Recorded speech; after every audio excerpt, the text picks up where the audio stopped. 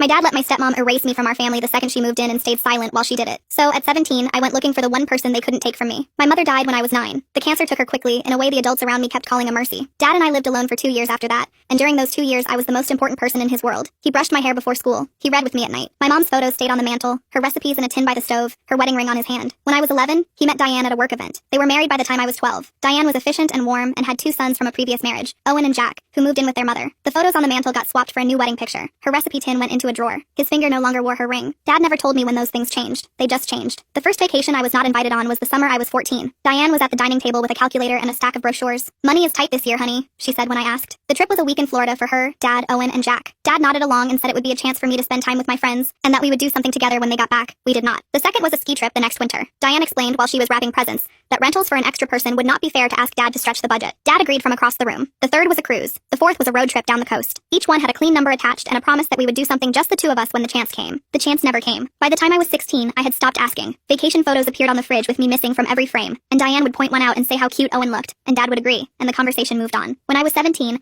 I came home from a friend's house earlier than expected on a Saturday evening. The front door was unlocked. Dad and Diane were at the counter. Their voices were the comfortable kind people use when they think they are alone. "It is just easier without her there," Diane was saying. "The boys feel like they have to perform when she's around. They never get to just be a family." Dad said something I could not catch. "I know," she said. "I know, but she'll be out of the house in a year. We just have to get through it." Dad said something about her being a good kid. "She is, but she's not ours, and the boys deserve to grow up feeling like this is their home." Standing in the hallway, I waited long enough to hear my father say nothing. The next morning, I made coffee like I had not heard anything. The thing I went looking for that week was my mother's address book. It had been in a box in the basement since the year Diane redid the cabinets. Inside the book were names and phone numbers in my mother's small, careful handwriting, and one of the names was Rebecca, my mother's younger sister, the aunt who had been at the funeral and at my 10th birthday, and then nowhere. The number was a landline. Somehow, it still worked. Rebecca cried for 2 minutes before she could form a sentence. She told me she had been writing me cards every year on my birthday, and on my mother's birthday and on Christmas, and that she had stopped getting any reply by the time I was 12. She had assumed I had not wanted to know her. My grandmother, she said, had assumed the same. They both lived an hour and a half away. The drive that Saturday felt longer than the drive itself. My grandmother's house had pictures of my mother in every room. My grandmother was small and sharp-eyed and held my face in both of her hands for a long time before she said anything. They fed me soup and told me stories about my mother I had never heard. 2 cousins I had not met sat across from me. An uncle who was a terrible cook had brought a casserole. They asked me to come back the next weekend. The next weekend I did. The weekend after that too. No. By the time I graduated high school, I was driving to my grandmother's house every other weekend. Dad knew I was visiting friends. Diane assumed I was avoiding her, which she preferred. The college I applied to was 40 minutes from my grandmother's house. Dad offered to help with the move, and I told him Rebecca was driving down. His hand stopped on the doorframe and the color went out of his face. Behind him,